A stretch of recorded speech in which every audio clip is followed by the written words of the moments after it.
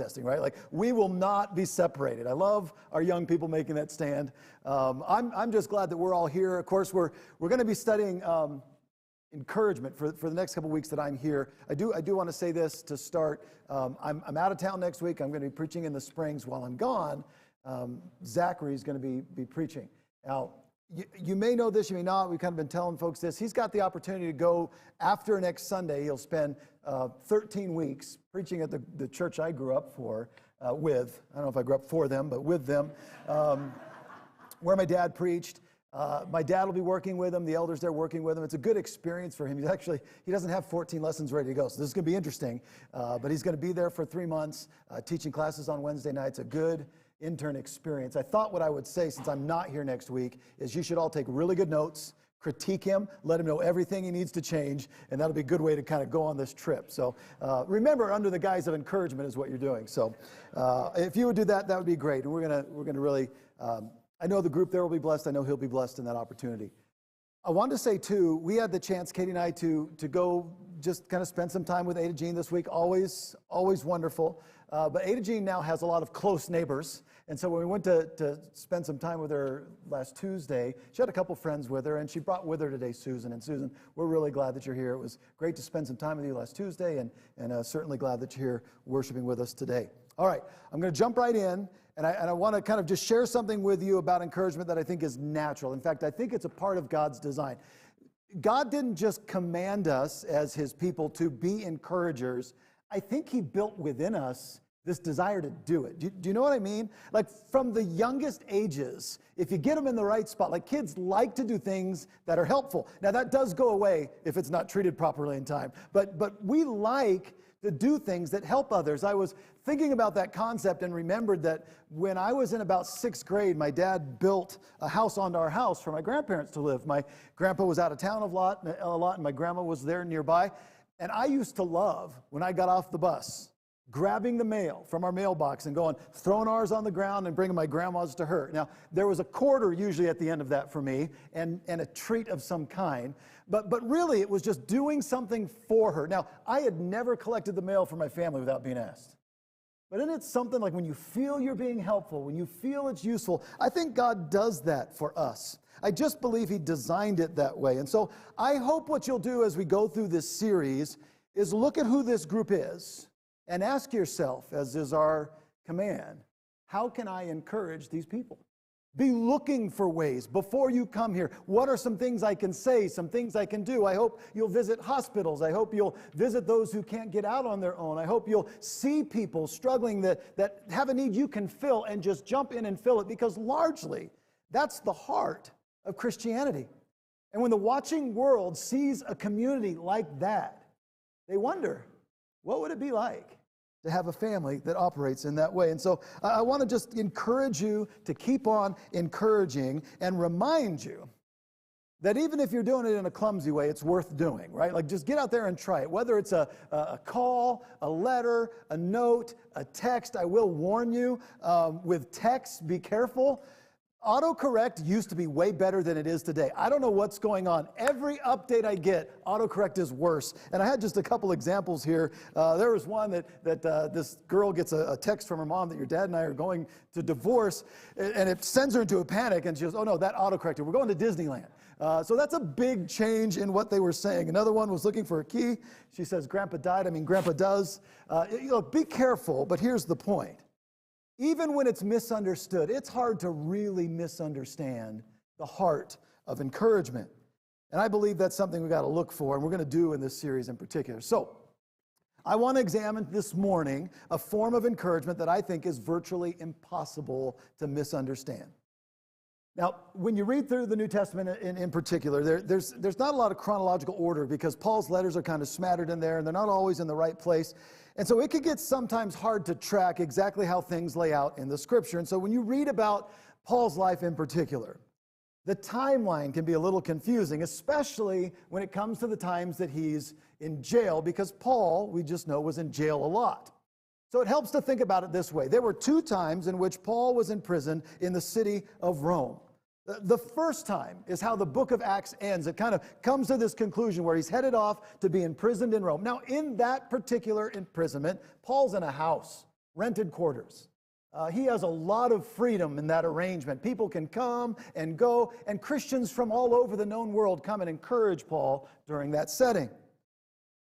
But the second time that Paul finds himself in prison, it's not a house, and it's not nice, and people can't just freely come and go. He's actually in a dungeon.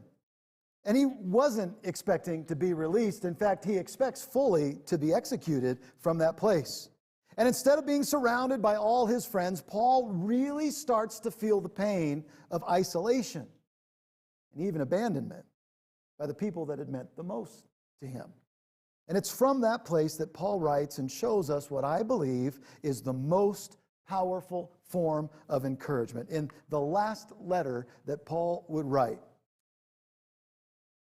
he says, "You know that everyone in the province of Asia has deserted me, including Phygelus and Hermogenes. May the Lord show mercy to the household of Onesiphorus, because he often refreshed me and was not ashamed of my chains.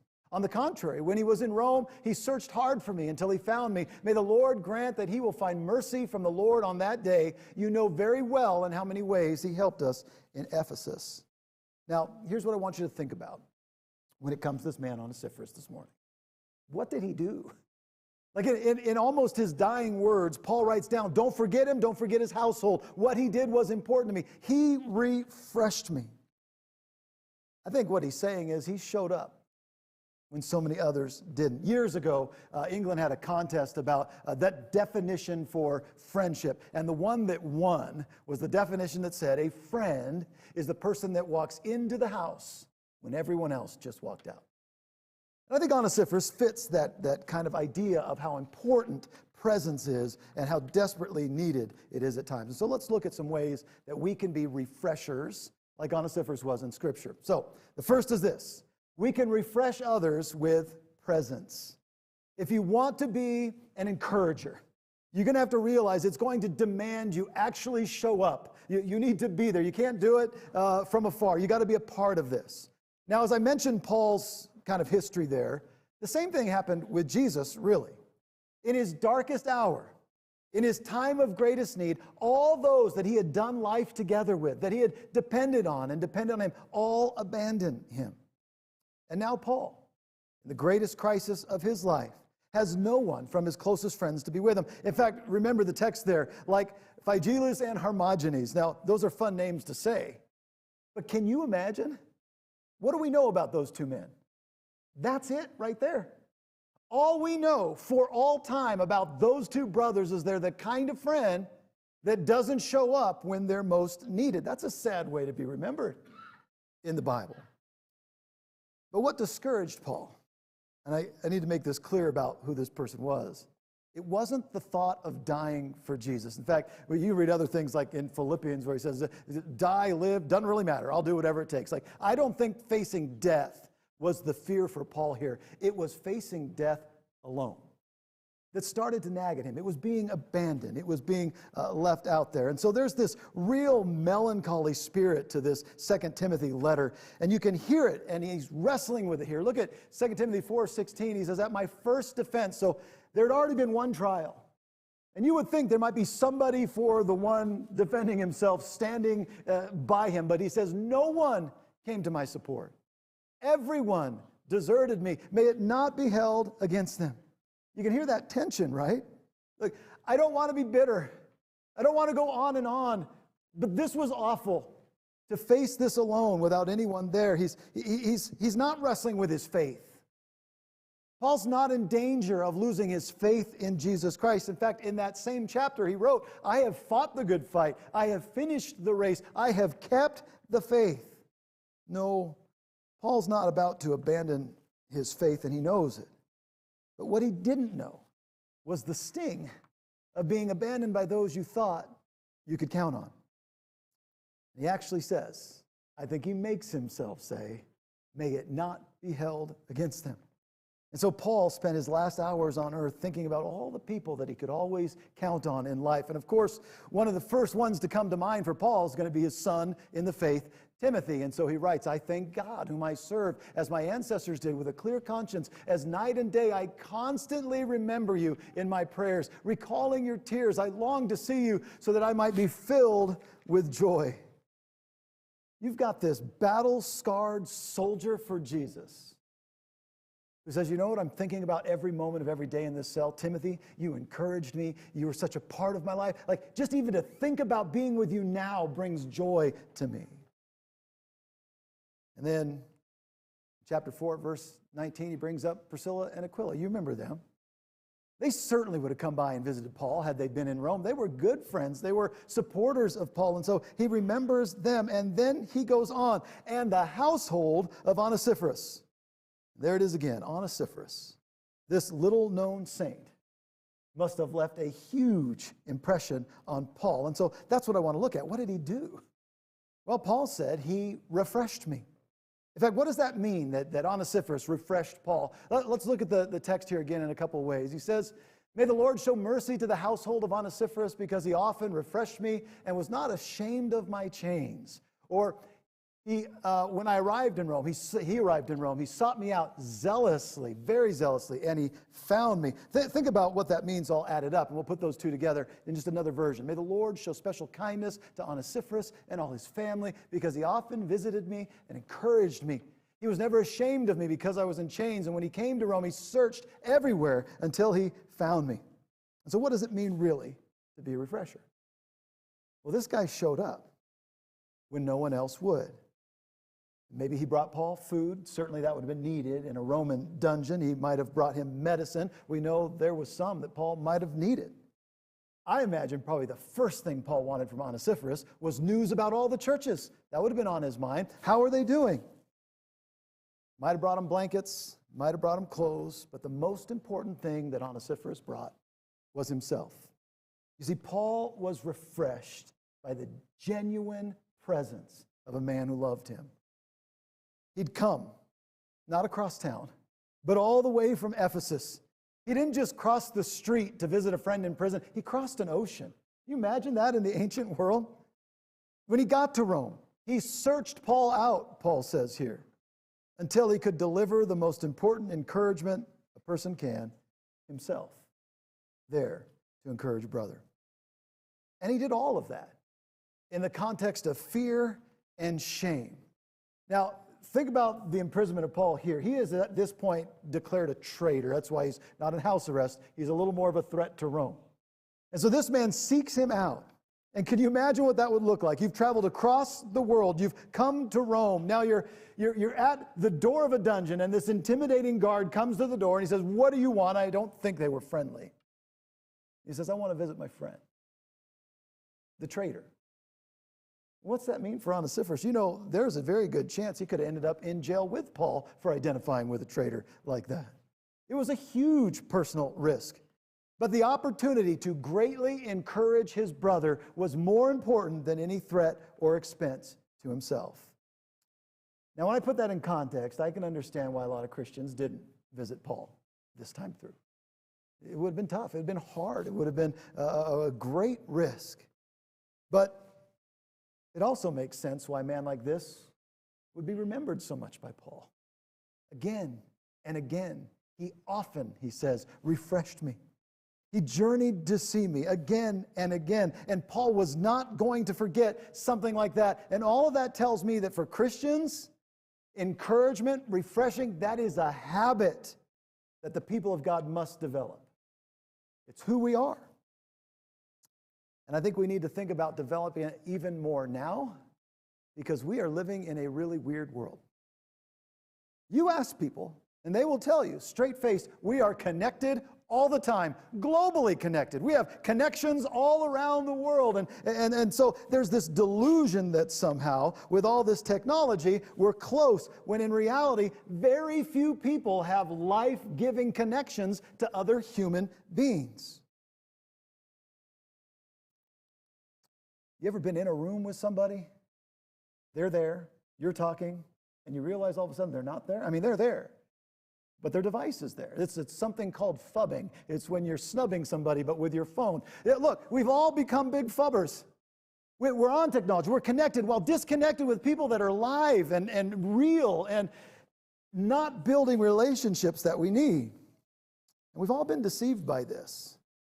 But the reality is, this is not just an old man saying technology bad, because technology can connect us in some ways. The reality is what it's done is it's made us the most disconnected and discontented generation that's ever lived on the face of the earth. And there's something more behind just the technology of this. Vice Admiral Vivek Murthy was the 19th Surgeon General of the United States. And before he resigned, he wrote a book that kind of puts together his experience as somebody who practiced medicine. And what he calls what was going on in this book is the largest epidemic that has hit our country. And here's what he says. He says, during my tenure as Surgeon General and my years caring for patients, the most common pathology I saw was not heart disease or diabetes. It was loneliness. The elderly man who came to our hospital every few weeks seeking relief from chronic pain was also looking for human connection. He was lonely. The middle-aged woman battling advanced HIV who had no one to call to inform she was sick, but she was also lonely. I have found, he says, that loneliness was often in the background of clinical illness, contributing to the disease and making it harder for patients to cope and deal. He went on to report that of all the major health issues facing our country, he said the majority of them carry behind them this idea of loneliness, and it actually makes us sicker. He called it an epidemic. Now, I don't think any of us would deny that's going on around us. What does the Bible advise us to do about it? Now, before I get to Scripture, I read another article that I thought was very encouraging. Somebody had set out to answer through research the question of how do we live longer? And that's a common asked question among people. So how do we live longer?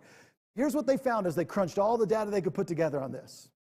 If you want to live longer, if you want to live stronger, if you want to be healthier, this is what they say. More important than quitting smoking. Of course, as a kid of the 80s, that was the only thing you had to do, but there's more to that. More important than quitting drinking, more important than constant exercise, was to find a community where you belonged and regularly be a part of that. Isn't that fascinating? I want to change that up a little bit for the church. You know, we often say, hey, come to church, come to church. And I think we kind of said it. Remember, we're told in Hebrews, think about what to do when you get here to encourage others. And here's what I'm telling you. If you want to live better, if you want to live stronger, you need to be a part of this community or you're going to die. Does that sound good? This is what we need. God built us this way. I'll tell you a quick story. That looks like a dive, and it really was. This is a place that growing up was called the Lakeside Chalet, which was sort of ironic because it's a fancy name and just a horrible diner. But this was my dad's favorite place. He worked hard all my life. 5:30 in the morning, he'd get up and he'd drive out to the Lakeside Chalet. Usually he's the first one they'd open the door for, and people would start to gather. I drove by this place so many times on the bus that kids asked, is that your dad's office? Because his truck was out front. Now, just quick rundown here. The food was not great. The coffee was even worse. It was worse than any tabloid you'd ever read. The husband and wife that ran this lived on top. They divorced while they went on a cruise together. She met a cruise person there who she brought home with her. The husband moved out, who was still the cook, and the two lived on top, and she hired this guy as another waiter. It was sick, this place. And my whole family could not figure out what Dad loved about this. And every time I moved away, I'd come back. He'd say, hey, you want to go to the chalet? You want to go to the chalet? And for Dad, I'd go. And I'll tell you what happened. I figured out what he was doing all these years. He was building a community. These people sat around. He sat with teachers and builders and politicians in town, and they talked about what was going on in their lives together. They'd actually found a way over bad breakfast to build relationship. Now, I want to say this. There's not a lot of men that say out loud, I need strong community. But you do. We're built that way. We're wired that way. And here's something I want to tell you. Over the years, I got to know these people just by one breakfast every year or so. And when I would come to Down, these people that I'd seen maybe once or twice would show up at gospel meetings I was preaching at. They felt like they knew me because that's what Dad was talking about in his community, his family, what's important to him. And here's what I want to be careful about in this church. We can come a place where we come and eat spiritually once a week. Or this can be a place where we start to get to know each other and let ourselves be known. I do not want to worship where we're all strangers to each other. That's not what God designed us to be. I don't want to worship and as I'm here kind of be invisible or hiding in plain sight. This is a great opportunity for us to really get the importance of community because as studies have shown, if you want to live longer. You get in a community or you die. And that means being known and fully known as best you can know others. And it's so important. In fact, it all reminds me of Cheers, a show that I really couldn't advise you watch. It's all formed around a bar, but what you see in there are people who are in desperate need of knowing others. They get involved in each other's lives. And it has the best theme song any show has ever had, and it's this. Making your way in the world today takes everything you got. Taking a break from all your worries sure would help a lot. Wouldn't you like to get away? Sometimes you want to go where everybody knows your name, and they're always glad you came. You want to be where you can see our troubles are all the same. You want to be where everybody knows your name. And I think that's not just a great tune, not just great words. I think that connects to the human spirit. We want community, but know this, it's going to take work. You're going to have to open yourself up. The best thing about refreshing is that sometimes it means you get to be refreshed too. It isn't all give and it isn't all take. It's a community effort. You see, the Bible again doesn't just tell us we need a personal relationship with Jesus. It tells us this is a relationship we share. And it grows us closer to each other. And there is no greater gift that we can give each other than genuine, attentive, caring presence. Because presence is a gift that everyone needs and anyone can give. Now, I want you to know this about being a refresher like Onesiphorus. It's not about some special calling. It's not like one or two of you can do this. It's not a unique gifting. It's not just a few people in the body that can carry it out. Anybody can show up, and everybody ought to.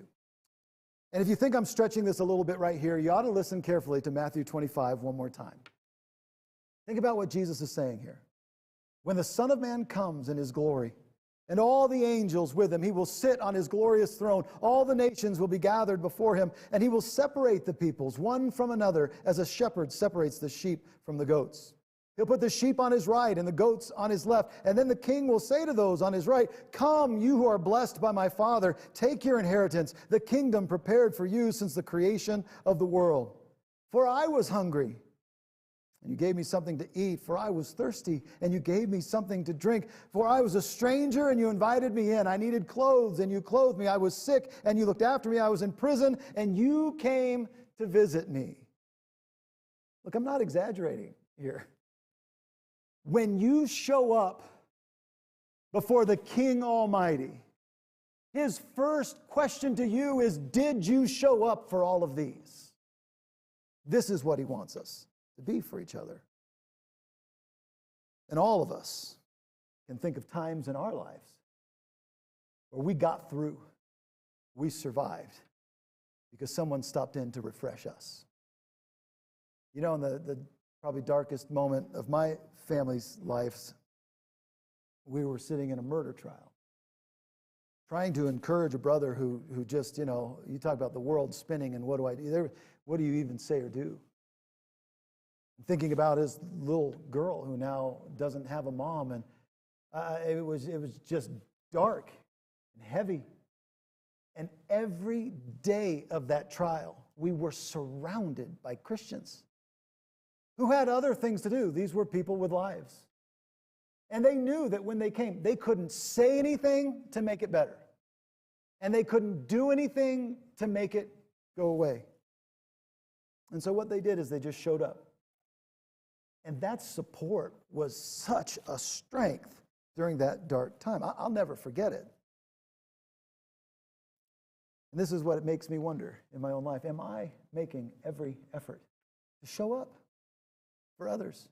This is refreshing. This is what we need. And again, it's not just one way. I love this story because it shows how reciprocal it ought to be. It's a picture of Penny Brown, an ER nurse, who years ago got an unexpected night off, and so she quickly left work and ran toward the Little League fields. Her son had a game that night. She's like, great, I'm going to go watch him play. On the way into the park at another field, she saw a boy collapse. He was accidentally hit by a bat in the chest, and it stopped his heart. With her experience, she rushed on the field. She gave him CPR. She saved this little guy's life. Well, 7 years later, Penny's in a diner with her mom having lunch. And as they're talking and laughing, she begins to choke on what she's eating. A young man sees her in distress, stops by, and gives her the Heimlich, and Penny's mom knew immediately who that boy was. It was the same little guy she had rescued 7 years earlier. And what I'm saying is, refreshing works this way. You will never be happy if you come here and say, why is nobody serving me? You will always be refreshed if you come in here and say, what can I do to lift somebody else's load? And if you do that, there will always be times where one day I help you, and another day you help me. This is the way it really ought to work. Now, I want to say this about it. You need to know that the ministry of refreshing is absolutely free, but it'll cost you quite a bit. There are so many things you don't need to get involved in being a refresher. You don't need a degree in counseling. You don't need a lot of training. You don't need a lot of money. You don't need a special budget. You don't need some officially organized ministry with several deacons surrounding it. No, you don't need all of that. The ministry is free, but it will cost you dearly, because what you will need is to be a little more selfless. That's the second part of refreshing we've got to focus on. Onesiphorus doesn't say a lot in Scripture. We just see what he did. But one thing I can't imagine this man ever saying is, what's in it for me? What am I going to get out of this? You know, if I'm going to go all the way to Rome, if I'm going to, out of my own pocket, make this effort, what am I going to get out of this? And I think it's a mistake, Christians, when we start to think about life in those terms. What's in it for me? Remember this, Jesus is in it for you. And if Jesus is in you, while you're in it, you have a lot to give to others. Every week, I've thought about bringing my kids to church all their life and watching people pour into their lives, from Bible class teachers to interested members. I mean, it's just amazing to watch what people have poured into them. And I have prayed and prayed and prayed for those kids that they would know God and serve God. But you know, in the end, what it really takes? All of that, plus you showing up in their lives and showing them there's more out there than just them. There's people who need work and service. It's so important that this become a part of our life from the earliest ages. Because love never asks what's in it for me. Love is not self-seeking, and so we need to be more intentionally aware. You know, another thing about this trip to Rome that Onesiphorus makes is he couldn't just grab the local bulletin there in his congregation and say, okay, what prison is Paul in? Couldn't check Paul's email to get the address. He had to go find this place. He went to Rome. And then it says he searched him out, implying that he might have gone to one prison, and they said, no, we don't have that prisoner here. Well, he had to go to another prison, maybe even another, until he found Paul. But he did it because he knew that Paul absolutely needed somebody right then. And refreshers just get this.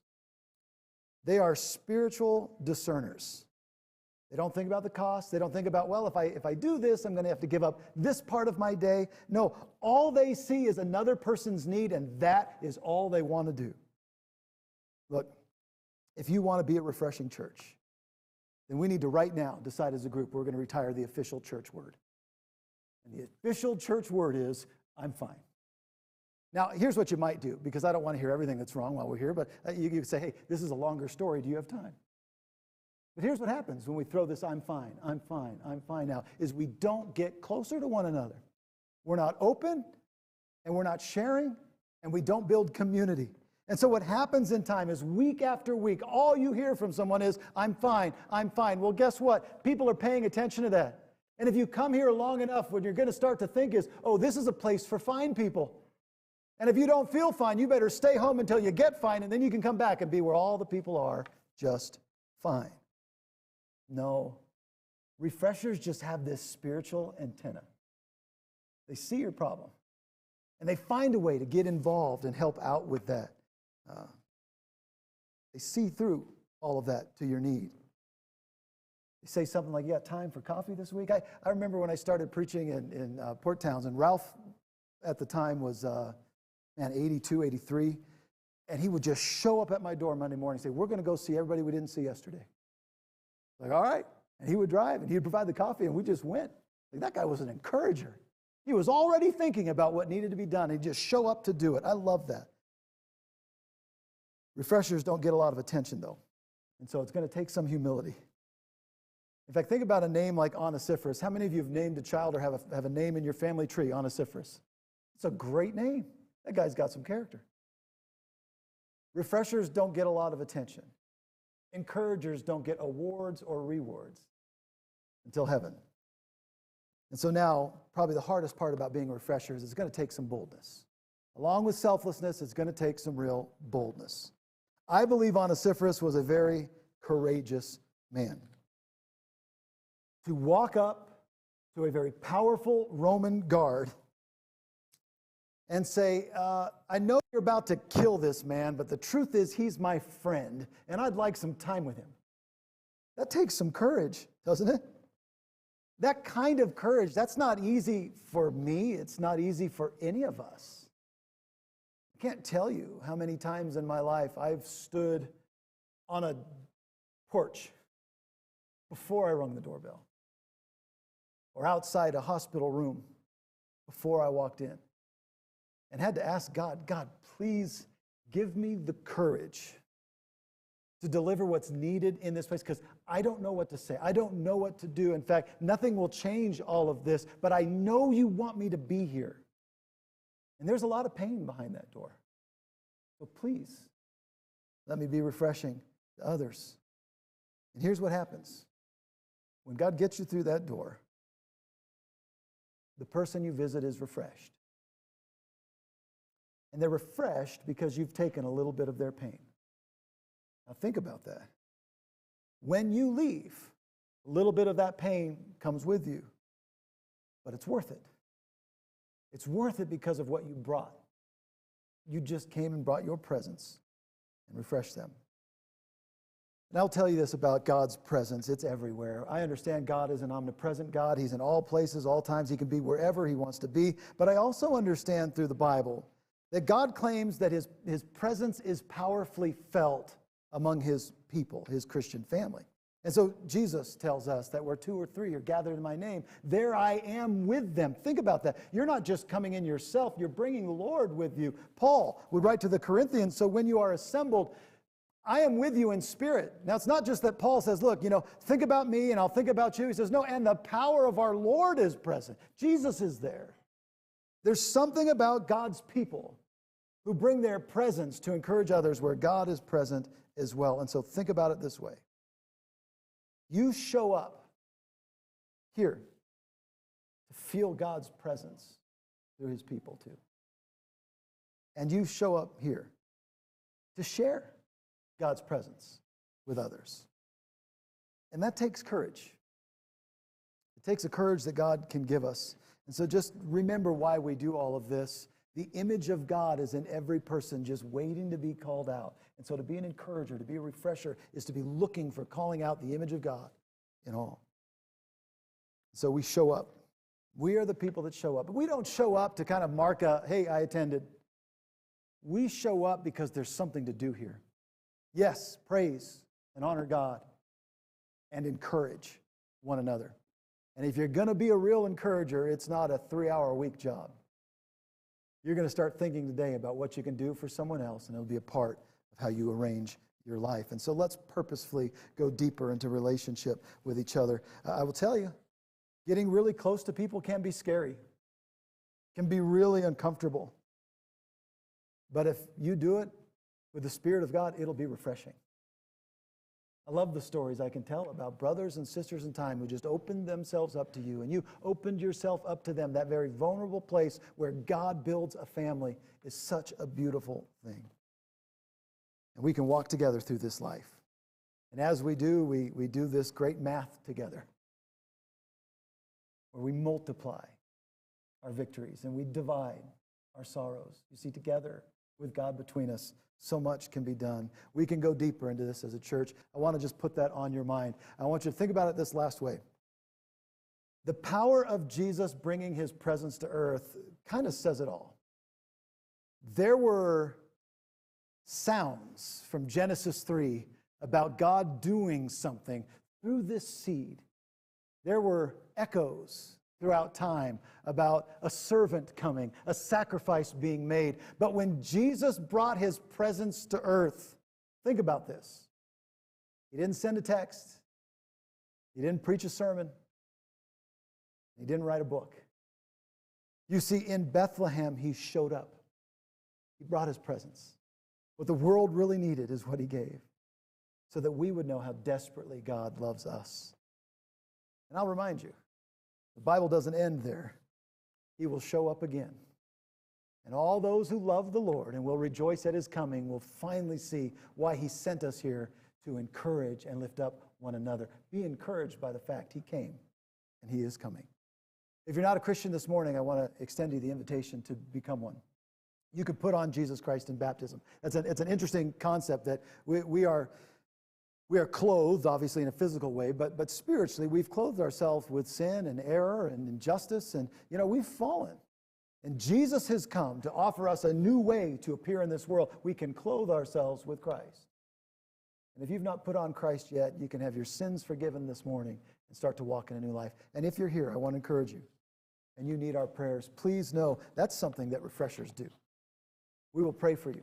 We'll ask God to move and work in your life, and you need to know for sure you are not alone. You have a family among God's people. I hope you've been encouraged by looking at a man like Onesiphorus. Again, next week, come prepared to take lots of good notes. If you're here and you need to respond,